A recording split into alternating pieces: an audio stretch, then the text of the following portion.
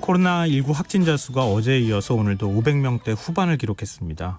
이틀 연속 500명대를 유지한 건 지난 3월 대구와 경북에서 시작된 1차 대유행 이후 9개월 만의 일인데요.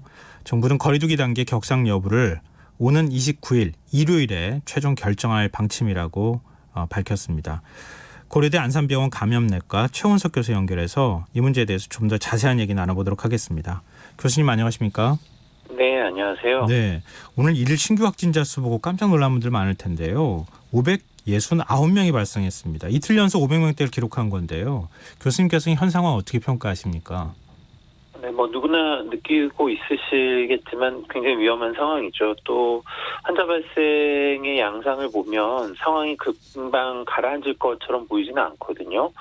그런 면에서 오늘도 지금 현재까지 알려지고 있는 환자 수만도 굉장히 많아서 계속 지속될 가능성이 있다는 점에서 더 걱정이 되고 있습니다. 근데 1, 2차 유행 때보다 상황이 더 심각하다 이런 얘기가 나오는데요. 그 이유는 뭐라고 보세요? 일단 유행 양상이 좀 그런 거죠. 원래 이제 지역사회 내에서 감염병이 처음 발생을 하면요. 초기에는 작은 소수의 단위에서 유행을 보이다가 그 집단이 점점 다양해지고 나중에는 특정한 집단을 선별하기 어렵게 전파 경로를 확인하기 어려운 형태로 이제 점점 변화해 갑니다.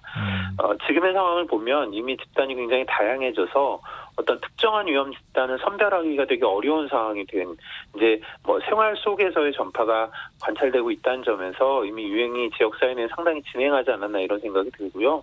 또 이렇게 되면 역학조사 같은 것으로 대응하기가 굉장히 어렵기 때문에 어떤 조치가 효과적으로 이 유행을 차단하기 어려워진다는 거죠. 그리고 사회적 거리두기 단계의 기준이 좀 바뀌면서 더 많은 환자가 있는 중에도 억제하기가 좀 어려웠다는 점이나 또 시민들께서 활동이 그전에 비해서 굉장히 좀 증가했다는 점, 또 계절적인 요인이 바이러스 전파에 좀 용이한 점 이런 게 모두 복합적으로 나타난 상황이지 않나 생각합니다. 이 서울 강서구 한 에어로빅 학원과 관련된 누적 확진자가 131명. 서울 시내 최대 감염 사례가 지금 나왔는데요. 이 지난 2, 3월에 충남 천안의 줌바 댄스 워크숍 아마 그곳으로부터 세종시 공무원들까지 퍼지는 이런 상황을 저희가 목격하기도 했는데 실내 체육시설이 감염에 유독 취약한 원인이 있을까요? 네, 이전에 줌바 댄스에서 환자 많이 나왔을 때도 여러 번 이야기가 되었지만, 네. 다수가 실내에 모여서 운동을 하는 것이 위험을 갖는 거죠. 운동을 하게 되면 당연히 호흡이 거칠어지고, 만약에 그 안에 감염이 되어 있는 분이 있다면, 다량의 호흡기 분비물을 배출할 가능성이 높고요. 또 운동이 거칠게 될수록 마스크를 적절하게 착용하고 그렇게 운동하기가 어렵거든요. 또 사용하는 물건이나 이런 게 공유가 된다면 전파 위험이 더 있고 또 실내니까 환기가 잘 안 된다는 점 이런 것도 모두 감염의 위험을 높이는 요인이 됩니다. 근데 지금 실내 체육시설은 그 영업 금지 조치가 아직 내려지지 않은 상황이지 않습니까? 근데 실내 체육시설이 이런 감염의 위험성이 높다고 하면 주의해야 될 점이 있다거나 아니면 영업 금지까지 가야 되는 것인지 좀 궁금하거든요.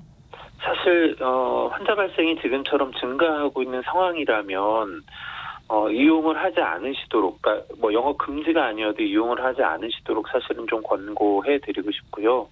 불가피하게 이용을 하셔야 되는 상황이라면 정말 사람이 많이 모여있지 않은 상태의 개인 트레이닝과 같은 형태로 하시는 게 맞습니다. 그래서 여러 사람이 모여서 함께 운동하는 형태는 피하셔야 할 것 같고, 수건이나 이런 건 당연히 개별적으로 사용하셔야 되고, 또 샤워실이나 이런 것을 통해서 전파되는 사례도 이미 여러 곳에서 알려지고 있기 때문에 그런 것도 가급적이면 이용을 좀 피하시고 집에 가서 샤워를 하신다거나 이런 게 더 바람직하지 않을까 생각을 합니다. 정세균 국무총리는 지금 확산세를 막지 못하면 하루 1,000명까지 확진자가 늘어날 거란 우려가 현실이 될 수도 있다 이렇게 밝히기도 했는데요. 이번 확산세 언제까지 좀 이렇게 계속 커지는 쪽으로 갈까요? 사실 예상하기는 어려운데요. 앞에 말씀드렸던 여러 가지 이유가 지금의 확산의 양상이 쉽게 가라앉지는 못할 거다라고 예상을 하기는 합니다. 아마도 증가세는 지금 사회적 거리두기가 좀 상향됐던 점도 있고, 사실 저는 그거보다 환자 수가 지금 500명대에 이르면서 시민들께서 굉장히 많이 걱정을 하시게 됐고, 그걸로 인해서 활동이 좀 줄어드는 면이 보이고 있거든요. 이제 이런 것들이 좀 영향을 주기는 줄 텐데, 환자 수가 충분하게 줄지는 못할 거라는 생각은 들고요. 지금의 양상 비슷한 수준이 좀 오래 갈 가능성이 있다는 생각을 하고 있습니다. 근데 지금 방역 당국은 이번 주말이 중대한 고비다 이렇게 밝히고 있는데 이번 주말이라고 굳이 시점을 얘기한 이유가 있을까요? 일단 이제 거리두기 2단계로 올리고 나서 한 5일 정도 지나는 시기죠. 저희가 이제 감염 사이의 간격, 그러니까 한 단계에서 다음 단계로 넘어가는 간격이 보통 4, 5일 정도로 보고 있거든요. 평균 잠복기는 한 5일에서 일주일 정도. 그러니까 한 단계 정도의 단계가 넘어갈 수 있는 시기가 이번 주말 정도가 됩니다. 그러니까 1차적인 효과를 좀 가늠해 볼 수 있는 시기가 될 수 있고요. 또 거리두기를 2단계로 상향하고 나서 처음 맞는 주말이거든요. 네. 그래서 주말이라면 당연히 시민들의 활동이 많아질 수 있는 시기이기 때문에 얼마나 그게 억제되었는가를 좀 평가해 볼 수 있는 시기가 될 수도 있습니다. 정부가 사회적 거리두기 격상 여부를 다가오는 일요일에 결정하기로 했는데요. 지금 전국적으로 2단계로 올려야 한다 이런 얘기도 나오고, 수도권은 지금 이미 2단계가 시행 중에 있기 때문에 2.5단계로 가야 되는 거 아니냐 이런 얘기도 나오는데, 교수님 의견은 어떻습니까? 저는 일단 전국적인 확산의 양상을 지금 계속 보이고 있거든요. 네. 이전에 8월에도 환자가 늘었을 때 17개시도 거의 전반에서 환자가 나타나는 양상으로 보였었고요. 그때도 이제 단계를 전국적으로 확대하고 그 이후에 상향하고 이러면서 대응을 했었던 경험이 있습니다. 이미 수도권만 2단계로 진행이 되니까 2단계가 아닌 곳으로 사람들이 이동하는 사례가 있다거나 또 그런 곳에서 환자 발생이 증가하는 사례도 이미 확인이 되고 있거든요. 그래서 전국적인 2단계 상향은 현재 시점에도 이미 필요하지 않을까 생각을 하고요. 네. 그 이상의 단계 상향은 사실 좀 고민이 많은 영역이기는 합니다. 저는 감염내과 의사로서 코로나19의 방역의 관점에서 본다면 그것의 관점에서는 상향이 필요한 것이 맞습니다. 네. 그렇지만 이제 이 거리두기 상향이 갖게 되는 사회에 전반적인 미치는 영향이 있을 것이고, 제가 감염내과 의사이기 때문에 제가 알지 못한 또 다른 정보들이 있을 거라서 그런 것들을 좀 종합해서 판단을 하는 것도 필요할 것 같다는 생각을 합니다. 네. 지금 아무래도 경제에 미치는 타격, 그리고 영세 자영업자나 이런 분들이 굉장히 큰 타격을 입을 수밖에 없는 상황이고, 또 실직하시는 분들도 많이 있을 테니까요. 참 방역 당국이 고민이 좀 커질 것 같은데요. 근데 무엇보다도 지금 이제 수능을 앞두고 있는 상황이잖아요.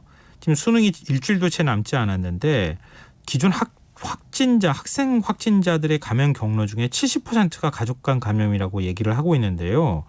어떤 부분을 지금 수험생을 둔 가정이 특히 더 예민한 부분이겠지만 어떤 부분을 좀 주의하면 좋을까요? 그렇죠. 이게 굉장히 좀 어렵고 중요한 영역이기도 한데요. 사실 학생들에 대한 관리는 굉장히 철저하게 하고 있을 거라고 생각을 합니다. 근데 이제 대부분이 가족 간의 감염이라고 말씀해 주셨는데, 사실 가정 내에서 마스크를 착용하고 지낸다거나 이거는 현실적으로 가능한 일이 아니죠. 그러면 가족 내의 각 구성원들의 위험도를 낮추는 게 일단 제일 중요합니다. 그래서 같이 지내시는 가족분들 아마 이미 그렇게 하고 계실 거라고 생각은 하는데요. 최대한 위험을 낮추고 위험 상황에 노출되는 걸 좀 없도록 하셔서 아이에게 미쳐지는 영향이 가능하면 없도록 만드시는 게 지금 이제 수험생에게 해줄 수 있는 가장 중요한 점이 아닐까 생각을 합니다. 네. 좀 백신 관련 소식도 좀 여쭤보고 싶은데요.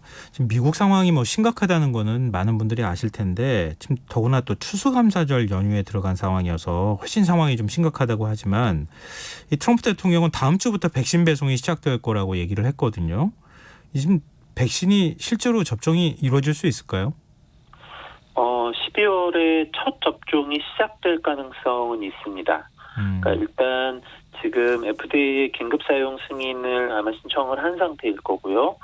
미국의 확산세가 굉장히 안 좋기 때문에 또 미리 이제 준비도 이미 하고 있는 상황일 거라서 긴급 사용 승인이 모여서 회의를 하게 되면 아마 이제 신속하게 처리가 될 가능성이 있고 이후에 뭐 배송에 따른 문제가 좀 있긴 합니다만 그 부분도 이미 준비는 하고 있을 거라고 생각해서 첫 접종은 12월 정도에는 시작이 가능할 거라고 생각합니다. 다만 첫 접종의 시작이 바로 확산세에 영향을 줄 수는 없거든요. 네. 그러니까 이제 확산세를 꺾기 위해서는 충분한 수준의 접종이 이루어져야 하고 그만큼의 물량의 공급이 있을 수 있어야 하는데 지금 미국이 첫 접종이 시작된다고 하더라도 그렇기는 어려울 거라는 거죠. 그래서 어느 곳이든 올겨울에 백신으로 확산세를 꺾기는 아마 쉽지 않을 겁니다.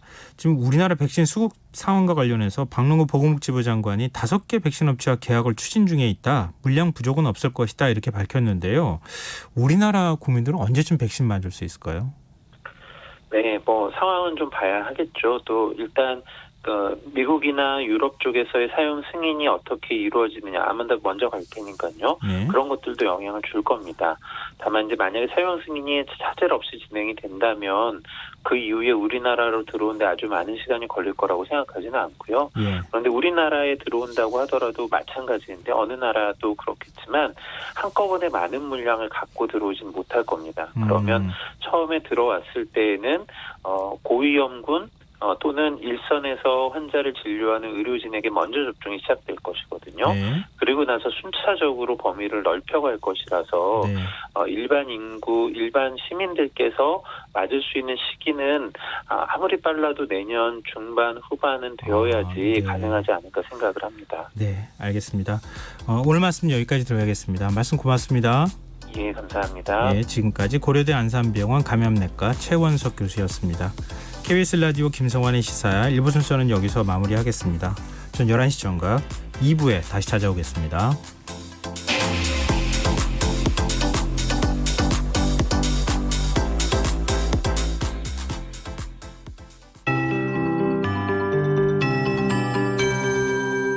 KBS 58분 날씨. 내일 아침 파주와 철원 영하 8도까지 떨어지는 등 겨울 추위가 예상됩니다. 서울지방도 내일 아침 기온 영하 4도인데 바람 때문에 체감온도 영하